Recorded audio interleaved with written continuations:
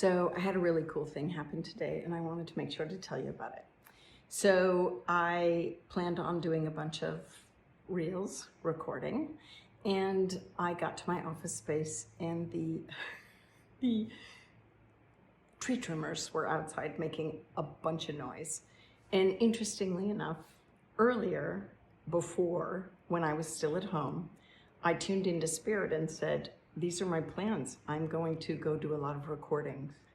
And I tuned into my helper with my work. And my helper in the spirit realm said, great, you have an hour. That's it. That's what you have. I said, I think I need more than that. And the spirit said, well, that's all you need. That's all you'll have. And I was like, okay, great. I'll trust you. And the spirit said, get all the stuff that you need and be prepared.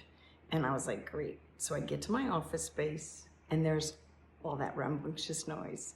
And I'm thinking, oh my God, what do I do now? And the voice of Spirit said, we told you, you're gonna have an hour. And I was like, oh, right. Their lunch break.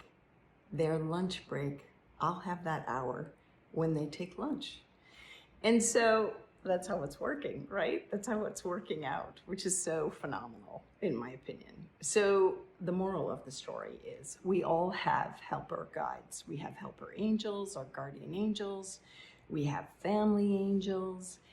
And we really, really, really need to turn to them more and ask them for help, even in the simple things in life, things that might otherwise kind of destroy our peace of mind. And we have to trust that they are there to help us on our journey. Really, truly, that's why they're helpers. That's why they're called helpers or guardian angel. So with my family angel, sometimes what happens is I have to say, listen, the family schedule's really quirky this week, and I really need your help in lining it all up. Can I ask that of you? And I get back a yes, yes. Now I've directed this thought and this question to this being of light that I know is part of my divine triangle of helpers, if you will. And when I get a yes, you can count on it. I know they whisk off and they make the magic happen. If I get a no, like, no, you need to recognize that this is not gonna line up, then I don't let it sit with that.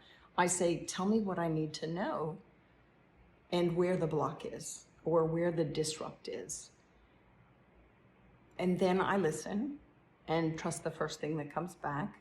Or I might ask, why? Why won't it line up? What more can I do? Is there something I can do? Or is there something I'm missing? You know, these are questions I pose to my spirit helpers all the time. Don't forget, I studied investigative reporting through my journalism, right?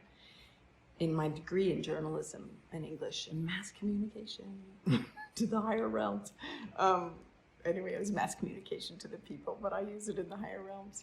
And so I don't always take no lightly. I say, why not? Who should I go to? Can I talk to your boss? Can I talk to their boss? Can I talk to the big guy?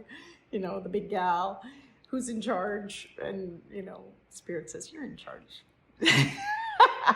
Which is sometimes, but you have to also be in the Tao, right? So I think it's fascinating, but always I encourage you to turn to your helpers. They're there. And you have a primary guardian angel that has winged in and been with you your entire life. And you have family angels that can help with the family dynamic.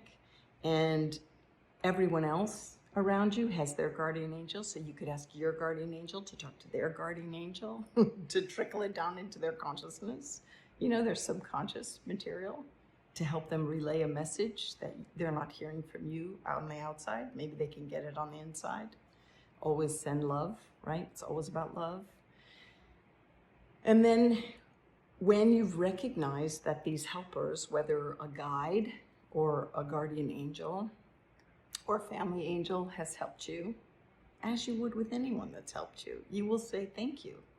Oh my gosh, you sorted that out, it worked. Thank you for taking the aggro and stress out of my life. What would I do without you? And then it's so interesting, right? Because sometimes they ask you for favors. They ask you for favors. Like, can you go give that person a hug? Can you say, job well done? Can you leave a note, a secret note that they find later? You are remarkable. You are so incredible. You are such a gift in my life. You know, and so sometimes Spirit asks us to help them. And in doing so, oh my God, I'm getting chills. They give us thanks too. You know, as much as we're saying, thank you, what would I do without you? They say that to us too. Thank you, what would I do without you? It's so beautiful, this symbiotic, is that the word? Relationship. It's so interesting. So I invite you to play in this way with your angels, to call on them for assistance and help and greater understanding and awareness, and even help with the little things, you know, because life is supposed to be joyful and happy. It really is. And so when something's troubling you or not going right, tune in and ask, what's up? What the heck is going on? What am I missing? And dive in, you know, trust what you get, and then ask for further information of clarity and understanding and awareness. I think you are going to love this. And always go higher. Go as high as you can. I ask to be connected to the highest being that's aligned with my truth, that can come forward and help me on this task, you know? And ask, you know, what am I missing? And trust what you get. And always say thanks. I say thanks all the time.